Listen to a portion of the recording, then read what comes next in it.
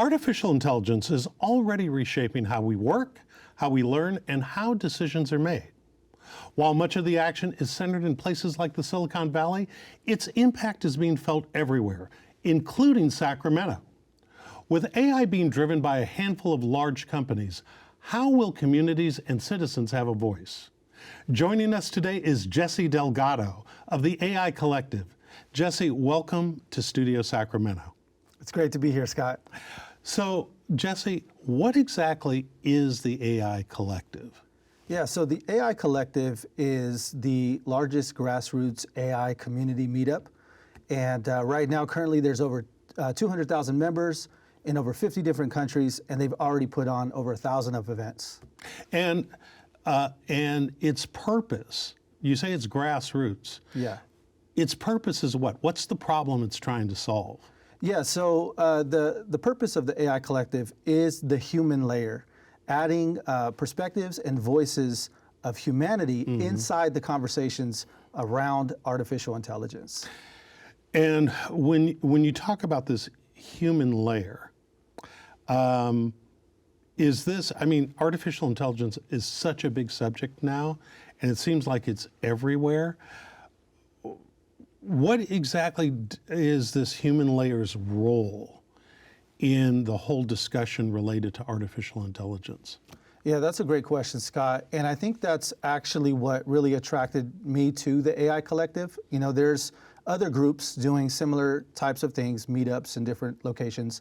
But what really attracted me to the AI Collective was their philosophy on making sure that these conversations are happening at a local level. In other words, there's different conversations in different regions around the things that matter to those regions. And they really wanted to empower each region to have and create those conversations based upon what they know about their region. So each location is actually different, and Sacramento being different as well. So it kind of almost sounds like, Jesse, like it's a combination of a you know, sort of gathering with almost like a TED Talks or something like that. Like, tell me the type of stuff that the AI Collective, when you guys gather together, what are you talking about? Yeah, you know, so just to kind of touch on the TED Talks aspect, you know, the idea is that AI is already impacting everyone. And so people should be at the table to have discussions around things like ethics or things like policy or whatever are the interests of your particular region. And so I think for Sacramento, you know, there's not a collective that is happening at this moment in Sacramento. And so my hopes was to really start having these conversations and inviting more people to help shape what that conversation actually is going to be in Sacramento. And as you have these conversations, regardless of what direction it goes, how does that filter up along with all of the other collectives that you talk about happening globally? How does that filter back up to, you know, Anthropic and OpenAI and Perplexity and all Grok and all these others, so that way those voices and those conversations actually get heard? That's a great question. And I think just from my perspective, my vantage point, I think that the way that it filters up is solely dependent upon what each chapter does with their chapter. Okay. And so I think that there's some chapters that are just fine having a niche-based meetup, right, around one particular topic or so. And in those chapters, you know, that's kind of what they focus on. But I think being Sacramento who we are, I think that we have a lot to contribute to some of these larger companies. And so I think that at least my focus is to actually create a pipeline to filter up and even create other opportunities or events where some of these other companies can come to Sacramento and we can start doing those things out of this region. Well, it's kind of interesting, and I know that you just launched recently on this, but this is the capital of the 5th largest economy in the world and the state that houses the vast majority of the AI industry. And so, you know, we've got, you know, about a mile and a half from here, you know, 120 legislators and a governor. How would you envision the collective that is housed right here in the Capitol being able to maybe go a different direction in addition to like talking to the companies, talking to policymakers about what they're going to do in starting to harness and direct in a socially beneficial way artificial intelligence? Yeah, that's a really good question. I think, as a person that doesn't have a tech background myself, I can see how I myself got into some of this space and started learning. And I think the very first way to answer that question is through creating proximity, right? Is just creating rooms and environments where policymakers and other people can get in the room and just hear the conversations that are happening, right? And I think that right there will start, creating ideas and collaborations and all different sorts of things that will lead to a much bigger conversation. But I think there's so much that is happening so fast in this area, in this space, that we just need a room where these conversations are continually happening. So you recently had your first conversation. Yeah. For those of us who weren't there, give us kind of an insight of what happened, what you discovered, what surprised you? Yeah. Well, so for me, each chapter is responsible to present a thesis, basically, of what their chapter is going to be built around. And in my thesis, it was built around community. It was built around diversity. It was built around having multiple different people from multiple different backgrounds in the same room having these conversations.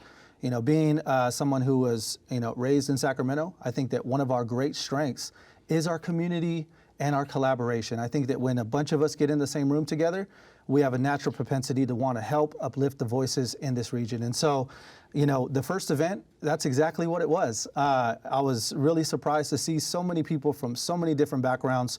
There were people that were software engineers, there were people that had been playing with automations, and there were people that were just interested in understanding and learning more about this conversation. And so I think what was in some ways surprising, but also kind of wasn't, was the demand, is that there are a lot of people that want to have these conversations. They want to be in the room. They want to learn more, and they want to connect with other people in this space. And so at the first event, it was kind of just a launch, just kind of sharing the vision. AI Collective is a nonprofit. It's a 501c3, so everything is volunteer-based. And being that this was my first one, that meant I had to do it all. So I was, doing the food and the beverage, and thankfully I had All City Homes, which is a real estate facility in Oak Park, Sacramento, that let me use their facility. So that was great. And we just put it together, and we just ran with it. And there was about 30 plus people that came out. And I didn't have a lot of marketing behind it. I kind of just did some stuff on LinkedIn and shared some things. And it was a really great event. It was really cool to see. And even afterwards, just hearing the feedback. Thank you so much for having this event. Thank you so much for bringing us together. This is what we've been looking for. I mean, countless people were saying that. So I know that it's a need in this region. Now, you obviously have been involved with AI and used AI for a period of time, both personally and professionally. I'm curious, when you look at your own journey in working with AI and integrating it into the things that you do, who is it that you're hoping will get involved in these conversations that today, by and large, either are left out or don't even know that there's an opportunity? Yeah, I think, I really have a heart for the small business owner, being one myself, having a small boutique video marketing agency here in Sacramento. Storyline Media, right? Storyline Okay. Media Group, yep. Mm-hmm. And so, I think that there's a lot of utility that you can get from these tools immediately, and you don't have to wait very long. There's things like automations and even the LLMs and the chatbots and the things like that.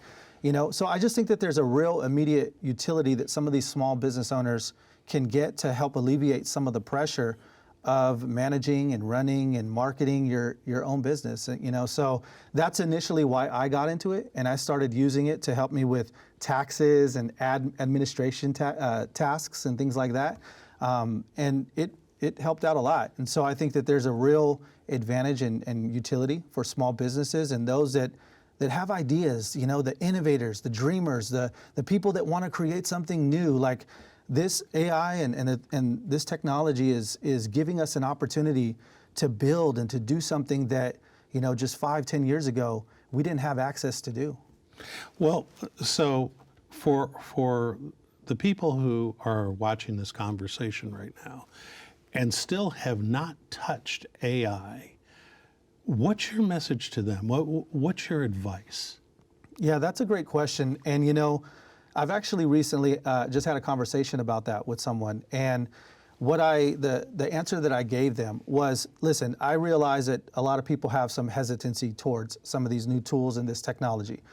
Some of us don't know what it does or how much information we should feed it and all of this kind of stuff. And I think for the most part, that's smart. You should always approach things with that kind of lens. But I also think it's very important to understand at least how it operates, how it functions, what's happening. And the advice that I gave to this person that I was talking to was, okay, you don't have to go in there and just give it all your information and build with it, but you should at least understand how it works, how to talk to it, how to give it the information, and how it responds to you. And I think that, and I related it to Google when Google first came out, and it was almost kind of like, you could just Google something and it'll give you the answer. That was very strange for a lot of us, Mm-hmm. and it took a while to actually even learn how to Google properly. That was like a whole new thing we had to learn. And so I think it's the same way with AI. Learn how it functions, just kind of get familiar with the thought processes behind it. And I think that will help get you in the right place. And for people who are just starting out with this stuff, give us a sense of people will say, someone says, okay, well, I don't own a small business. So, what's in it for me? What could I do with it? Give us kind of a sense of what regular people, people that showed up for your first event, they're doing that kind of runs the range of the possibilities out there. Yeah, absolutely. And I do spend a lot of time on the business side of it, and so I do see the utility in that aspect. But the reality of it is that we all have ideas, regardless of whatever industry you're in, we all have ideas. We all have things that we have to manage in our lives, whether that's, your own fitness, your own health, mm-hmm. or, your kids' schedule, or, you can literally use these tools in almost every aspect of managing and tracking and developing anything in your personal life. And the reason why I said ideas is because now more than ever, you can have an idea and actually create something that reflects that idea quicker than ever before, more cost effective than ever before, and have something actually tangible that you can use to solve that problem. Yeah. You started out touching on things like ethics and policies and things like that. And I've read before that this technology is neither good nor bad. It can be used for any purpose whatsoever. As you reflect on your own interactions with AI and also the people that you're encountering through your work with the collective, are there any really big issues that keep coming up as themes that people want to talk about in order to make sure that appropriate protections are in place or that it's being used as a force for good? Yeah, that is a great question because it's moving so fast, there are a lot of security things that are kind of being skipped or glanced over. As an example, what would you say? Well, there are people that, maybe are giving more access, maybe than they should, access to their machines, access to their information. There are, just kind of like anything with technology, and there's going to be people that do have some bad motives, or maybe that have some philosophies or ideas or ideologies that aren't basically what most people would agree with. They have something that they wanted, some other agenda of some sort. And there are those people, for sure. And I think that that's even why it's more important to have these kind of conversations with the AI Collective in the beginning, so that we could help shape the future of where this technology is going. So I do think that that's another reason why we should be having these, so that we could collectively create what we as humanity want to see with these tools and how we want to use them. But yeah, there are some people that are kind of throwing caution to the wind because of the excitement and just they're excited about all that it can do. That I think it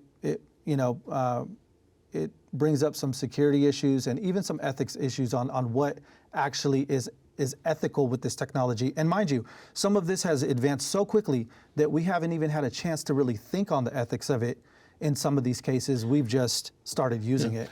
Well, one thing that a cynic might say, though, is that the AI Collective receives at least some of its funding from the very companies that run this place.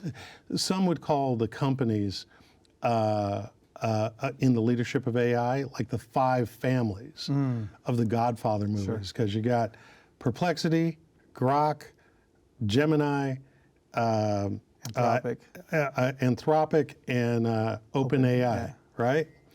And I know that there are a bunch of pretenders, okay? They're minor families, okay? And so the question arises, Jesse, and are they really going to listen? If they're the funders in part for this thing, can the conversations be as broad and frankly as questioning as they need to be to deal with questions of ethics and morals and how things are being used? Yeah, I think that I don't know.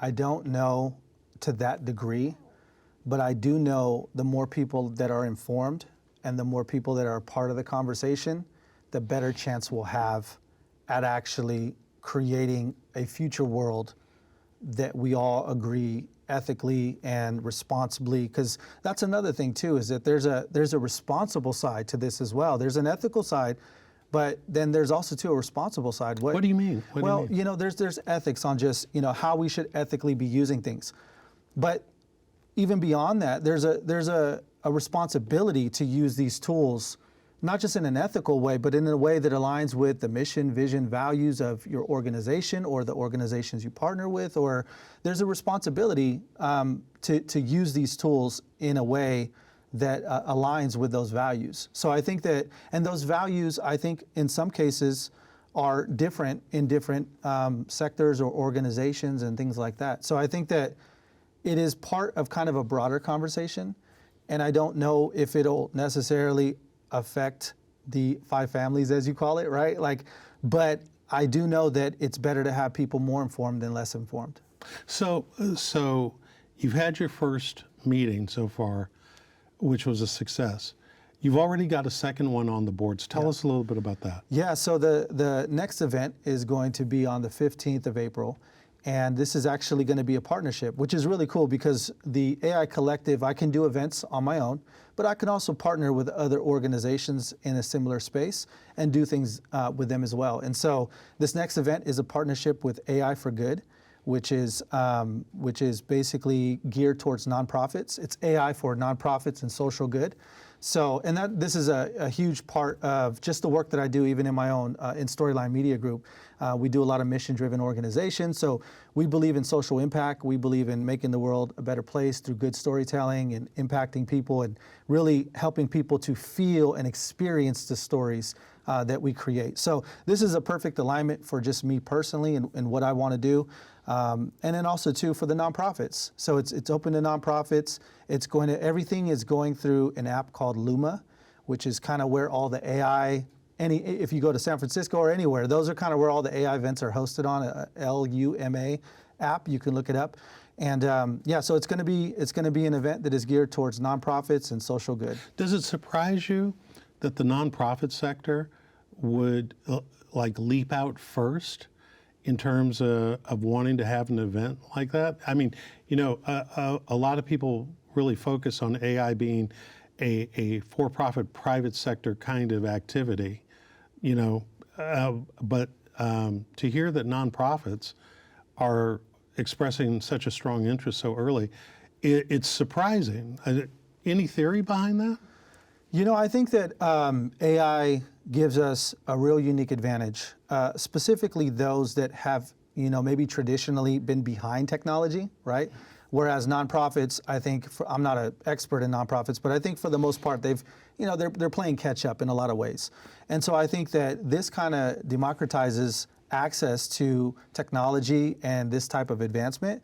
And so I think nonprofits are actually in a perfect position to leverage and utilize some of this technology, because many of them operate on lean budgets and there's not a lot of staff and people are wearing multiple hats and kind of things like that. So I actually think that it's not surprising to me. I think they're a perfect candidate to really dive into some of this technology and receive the benefits. I'm going to tell you what's interesting about what you just said. So part of the conversation related to AI and the fear of AI is that AI is going to come in and essentially throw everybody out of their jobs. And because you can accomplish more with less people. And so on the for-profit side and on the employment side, there's a lot of chatter, a lot of news coverage related to fears as to who's going to get displaced, when they're going to get displaced, and what happens next after that displacement happens. And you're, though, in a way, in describing the interest of the nonprofits, flipping that on its head, because nonprofits never have enough money, they never have enough staff, and they usually, because they don't have a lot of money, can't afford the latest and greatest in terms of outside resources to help them meet their mission. And so it sounds like you're saying that the very things that might be causing so much angst and upset related to the more global world with AI actually potentially are a force multiplier for good in the nonprofit sector. Yeah, I would agree with that. And I would also say that I think that in some ways, we've seen this before, right? We've seen these kind of advancements come along. And, there's usually always kind of a particular group that is kind of not wanting to lean into it. And the Puritans, I would say, they want to do things their own way, and that's how they want to do it.